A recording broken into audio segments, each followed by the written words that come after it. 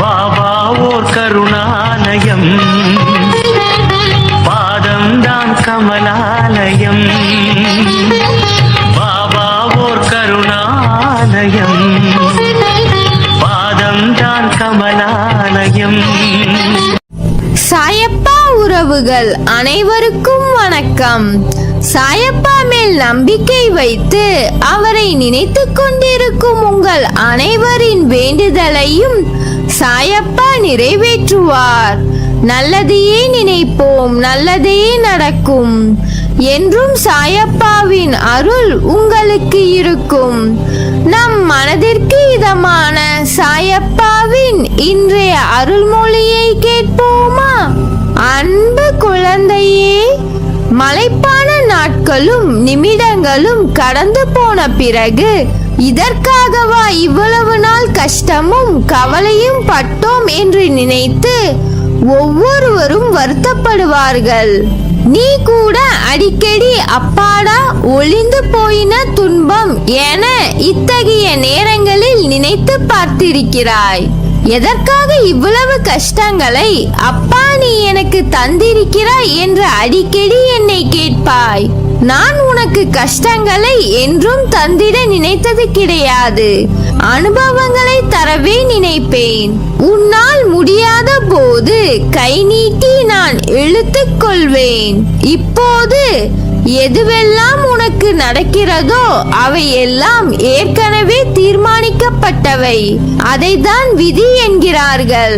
தோல்வி வருவது போன்ற நிலை ஏற்பட்டாலும் அதை என்னுடைய அருள், நீ செய்கின்ற புண்ணியம் போன்றவற்றின் பலன் ஆகியவற்றின் பலத்தால் தவிர்த்துவிட முடியும். இதைதான் விதியை மாற்றுவது என்பார்கள். உனக்கு இந்த விதியை மாற்றும் இயல்பு எனது அருளால் இயற்கையாகவே அளிக்கப்பட்டுள்ளது. அதனால்தான் நீ எவ்வளவோ சோதனைகளை கடந்து விட்டாய். உன் கண்ணீர் துக்கம் எல்லாம் முடிந்து இந்த மகிழ்ச்சியின் படிகளில் தடம் பதிக்க ஆரம்பித்திருக்கிறாய். நான் உனது கரங்களை பிடித்துள்ளேன். நம்பிக்கையோடு தைரியமாக நட. வெற்றி உனதே. உனது பிரச்சனைகள் என்னவானாலும் என்ன, நீ அனைத்தையும் கடந்து போகத்தான் பிறந்திருக்கிறாய். கஷ்டப்பட்டாலும் சுகத்தை அனுபவித்தாலும் அது கர்மவினை பலன் என்பதை காட்டுவேன். எதை பற்றியும் கவலைப்பட மாட்டேன் என்பதை தீர்க்கமாக வைத்துக்கொள். இனி எப்படி இருக்க போகிறாய் என்பதை பற்றி சிந்தனை செய். உனது ஏமாற்றமான சூழ்நிலைகளை மாற்றும் வழி என்ன, நடைமுறை சாத்தியங்கள் என்ன என்பதை பற்றி உன் உள்ளத்தில் நான் பேசும்போது கவனி. நீ ஆன்மா, உனக்கு சுகமோ துக்கமோ கிடையாது. அவை இந்த உடலுக்கு உரியது என்றாலும் நான் இந்த உடலை தான் கோவிலாக வைத்து அதில் வசிக்கிறேன். எனவே இன்று முதல் இந்த உடம்பு சார்ந்த விஷயங்களில் கவனம் செலுத்துவேன். கஷ்டங்களுக்கு முடிவு கட்டுவேன். இனி என் இஷ்டப்படி எல்லாம் நடக்கும் என்று நீ நம்பிக்கையோடு, பொறுமையோடு, சகிப்புத்தன்மையோடு, சுறுசுறுப்பான மனத்தோடு நான் இப்படிதான் இருக்க வேண்டும் என தீர்மானம் செய். அந்த தீர்மானத்தை நான் வழிமொழிகிறேன். உன்னை வெற்றியின் பாதைக்கு கைப்பிடித்து அழைத்து செல்கிறேன். வாழ்க்கையை 2 கோணங்களில் பார்வையிடு. உன்னிடம் உள்ள எதிர்மறை எண்ணங்கள் ஆகட்டும், செயல்கள் ஆகட்டும், அவற்றை செய்து நீ எதை பெறப்போகிறாய்? நம் உயிரே நிரந்தரமில்லாத வாழ்க்கையில் எதிர்மறையை, இன்னல்கள், தோல்விகள், அவமானம், இந்த போராட்டம் எல்லாவற்றையும் தாண்டி உன் இலக்கில் நீ நிற்பது என்பது எப்படி இருக்கும் என்று யோசித்துப் பார். கோபமோ, கவலையோ, வருத்தமோ, பகையோ, விரோதமோ இவற்றுக்கு பதிலாக உன்னை மேம்படுத்து.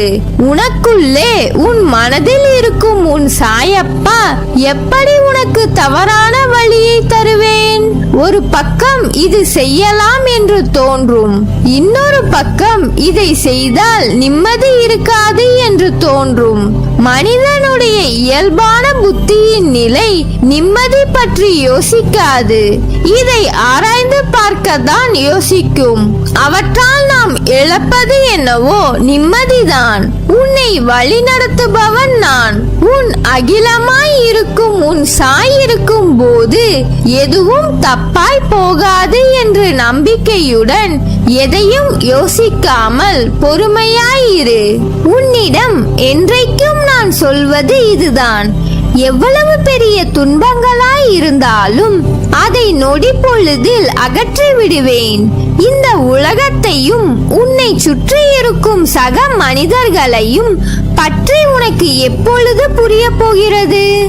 ஏன் எல்லோரிடத்திலும் பாசத்தை வைத்து உன்னை நீயே இன்று வெறுக்கின்ற அளவுக்கு போகிறாய்?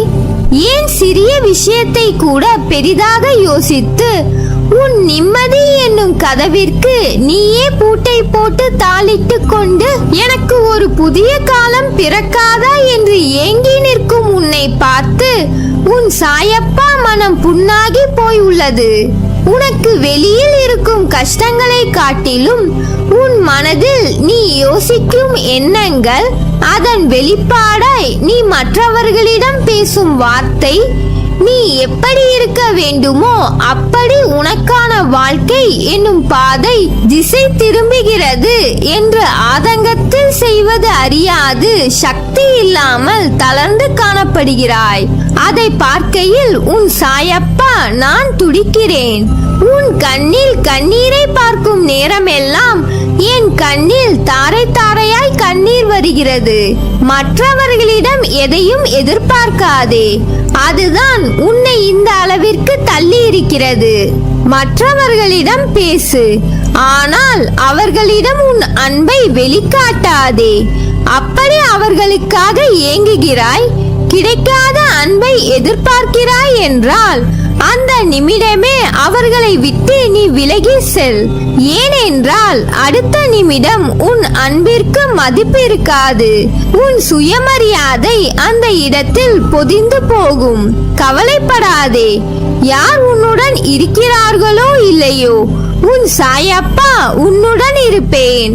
என் குழந்தையின் மெல்லிய மனம் சீக்கிரம் காயப்படுகிறது. அதற்கு ஆறுதலாக மருந்தாய் நான் உன் சாயப்பா இருக்கிறேன். நீ இவ்வளவு மெல்லிய மனதுடன் இருப்பது உன் தவறல்ல, அது உன் இயற்கையான சுபாவம். அதனால் நீ எதற்கும் குற்றமாய் கருதி உன்னை நீ கஷ்டப்படுத்திக் கொள்ளாதே. வாழ்க்கையில் தைரியம் என்பது இல்லாமல் ஏன் எதற்கு எடுத்தாலும் இப்படி புலம்பிக் கொண்டே இருக்கிறாய்? எதற்கு எடுத்தாலும் பயம், எதற்கெடுத்தாலும் இது இப்படி ஆகிவிடுமோ என்ற எதிர்மறை எண்ணம், அது உன்னை தடுமாற வைக்கிறது. பின்னே எடுக்கும் அடி தவறில்லை, ஆனால் அது விவேகம் மிக்க பின் அடிகள் என்றால் அதில் உன் சாதுரியம் இருக்கிறது என்று பெருமைப்படுவேன். ஆனால் நீயோ உன்னால் முடியும் என்ற விஷயத்தில் பயந்து தயங்கி இது வராது என்று பின்னே செல்கிறாய். அப்போது உன் தலையில் ஒரு கொட்டு வைக்கலாம் என்று தோன்றும். ஏன் சாதிக்கும் எண்ணத்தை உனக்குள்ளே மறைத்து வைத்திருக்கிறாய்? ஒளியை வெளிக்கண்களுக்கு படாமல் மறைத்து வைக்க முடியாது. அது உள்ளே எரிந்து கொண்டிருந்தால் அதன் புகைச்சல் தான் உன் மன அழுத்தம்.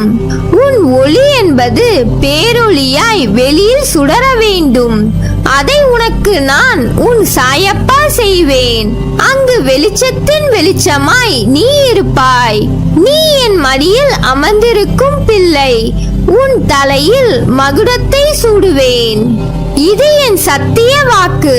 உன் கண்களுக்கு தெரியவில்லை என்பதனால் உன்னை விட்டு தூரமாய் நிற்கிறேன் என்று நினைக்கிறாய். உன் அழுகையை பார்த்துவிட்டு எப்படி நான் அப்படி நிற்பேன்? என் உயிரல்லவா நீ? உன் துன்பங்கள் நிலையில்லாத ஒன்று, அதனால் அது தொடர்கிறது என்று வருந்தாதே. வாழ்க்கை பாடம் அனுபவத்திலும் துன்பத்திலும் பெறப்படுகிறது. உன்னை விட்டு நான் விலகுவதும் இல்லை, உன்னை விலகி போகும்படி நான் செய்வதும் இல்லை. உன் அம்மாவாக அப்பாவாக என்றும் நான் துணை நிற்பேன். நல்லதே நடக்கும். நீ என் பரிபூர்ண அருளும் ஆசீர்வாதமும் அன்பும் பெற்ற என் செல்ல பிள்ளை.